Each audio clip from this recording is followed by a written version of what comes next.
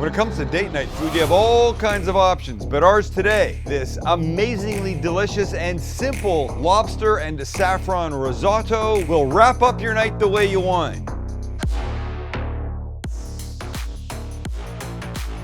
I believe people think making risotto is difficult because of one thing, one person. Gordon Ramsay. It's one of the things they make on Hell's Kitchen all the time. He does an awful lot of his yelling over that, and it doesn't have to be like that. Number one, if you're gonna make it, don't have anybody there yelling at you. I'm telling you, the whole process will be easier. But you follow a few simple steps. It takes a little bit of time. It's not that big a deal. It really isn't. In fact, there's a super cheap version on my website someplace of a baked risotto. I can't say risotto. Why do I? Risotto. You said risotto in your intro. Risotto is what the Brits would say, risotto. I'm emphasizing the letters in a weird way. Do you see the episode where Chance, that will have been, you saw the air fryer munchies we did where we all cooked? Chance was definitely pronouncing his T's. Dessert. Love dessert. I like dessert. He likes dessert. It's me, risotto. Risotto, whatever it is. It's a little bit of time, you follow a couple simple rules, it's gonna be great. We're adding saffron to it today. You don't have to, but you should because it's really great. And what else? You know, there's Parmesan and there's broth. Oh, lobster. Did I say lobster? Yes, there's lobster. So we're gonna start by lightly poaching the tails, and then we'll carry on from there. I'll show you, it's a little double trick. Do this lobster saffron risotto well, and he believes you're sure to get laid. Oh, I can't say that, Max. You're sure to, you know. Very good chance. It's a high probability that you know is gonna happen if you pull this off. I have faith in you. Boys, you have faith in them? Yes. Definitely. Everybody. All right, here we go. Those are lobster tails, that should be pretty obvious. Now this is for two, and I have three tails here because they're smaller than I wanted, and I just want there to be a decent amount of lobster meat. Anyway, we'll start by poaching them lightly. So into this pot that I just turned the heat on, we're gonna put two things. One will be 1.5 cups of chicken broth, like that, and about 1/2 cup of water. And as soon as this comes to a little bubbly simmer, in will go the tails. While we wait for that to simmer, I'm just gonna cut the shell up the middle like this, just on top of the meat. And then take a little knife and cut right down in here. Just down to that, what's that called? The cartilage thing. And just repeat with the other two. Now these guys, you can then take your fingers and just crack and open them up a bit. And our timing is perfect because the broth and water is where we want it. And we'll just slip them in. Uno, dos, tres. And while they're in there, make sure everybody's covered. We're gonna give them just a couple of minutes. Don't need to cook them all the way through because they'll end up in our risotto pan later, but for now, we'll do this. Be back in 2.5 minutes.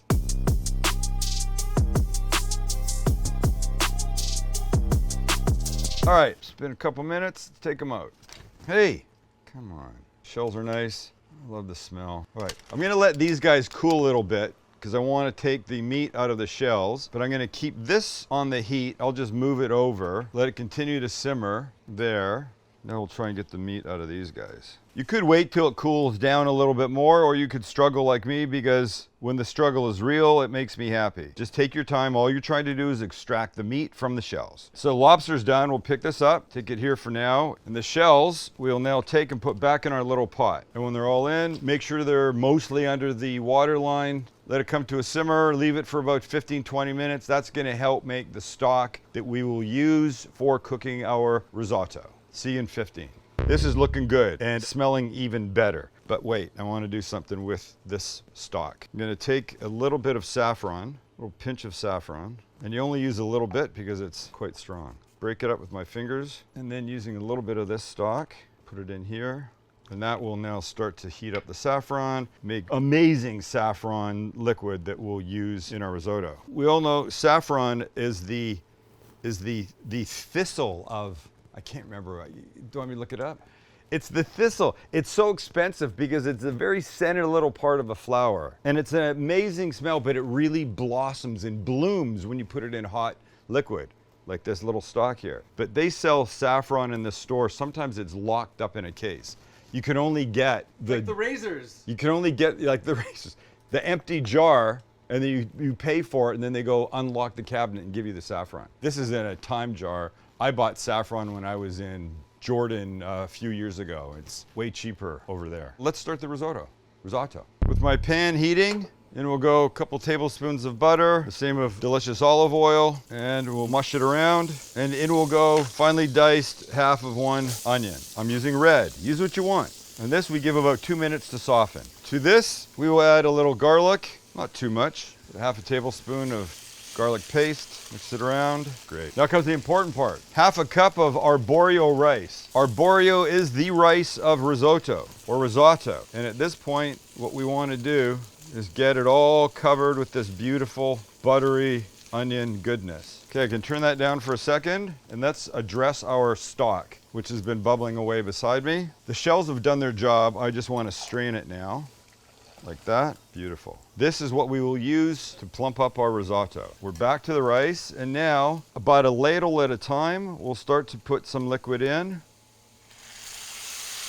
It only does that the first time. And then we stir. We want to wait till almost all this liquid is absorbed. And this is the part that people say is a pain when it comes to risotto, because you have to do a reasonable amount of stirring. And well, it's true. You don't have to stir like a maniac. So that's good. Let me just give it a little bit more. This is probably a 10-15 minute process altogether. So you put it in and you stir and just let it sit for a bit. Let it absorb. And we'll continue to do that. We'll probably use, it kind of depends, but maybe 1.5 to 2 cups of liquid. Little bubbling I like. Just taking our time, and we'll be putting this one in.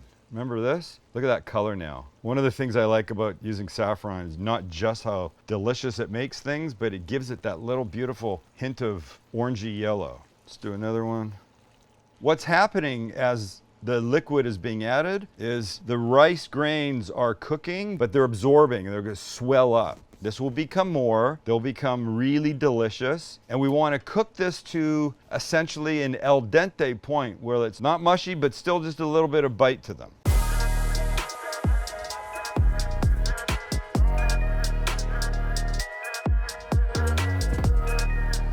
So as I'm standing here stirring in the broth, trying to get it to the point where it's not crunchy. You don't want to take a bite of the rice and have there be crunch to it.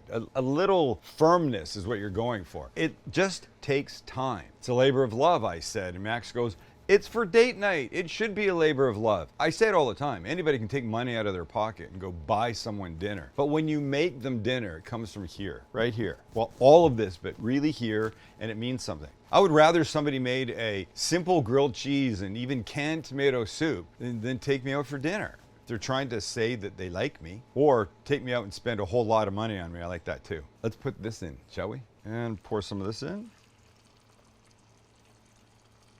I'll save the threads back and just put in the liquid. Oh, purty, purty, purty. You know, they say it's about stirring, and it is, but if you stir too much, you're gonna make it mushy. You don't want to do that.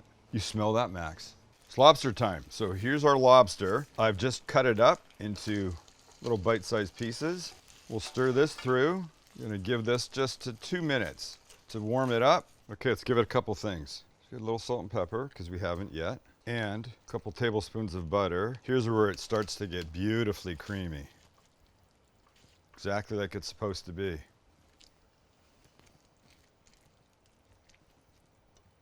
Oh boy, and just as the butter is melting in, a little hit of Parmesan.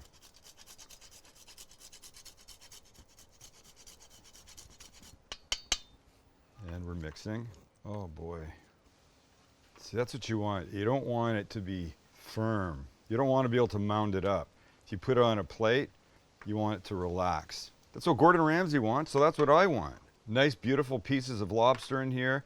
I like it when you have an ingredient that you can see the ingredient. Make them nice sized bites, not little dinky things. You know what I say, Max? If I could put this on a plate now, give it a little fresh ground pepper and some parsley, I'd be a happy kid. All right, and the last thing, just some of those saffron threads that were sitting at the bottom of the little bowl, just for an extra little pop of color in here. It's beautiful. All right, now we plate. And in we go. Oh gosh, this makes me so darn happy. Even though Max is forcing us to use this little bean thing that he's so in love with. Little pepper, tiny bit more parm, and a little pinch of green. That's pretty, man. That is pretty. And now The creamy taste test. One bite. Piece of lobster, some risotto, deliciousness. Oh, lobster forward, delicious saffron-ness. Doesn't make sense. Oh boy, if somebody made me that, I'd give them anything they wanted. But it is date night, so share it with your date. Have a little dinner together. So then you have a bite. Don't look at the camera, look at your person. Well, what do you think? Well, I haven't had a bite yet. My bad. Hold on, let me give you a good one. Here you go. It's fucking great. I thought so too. That's Let's how go it's to the supposed bed. go. That's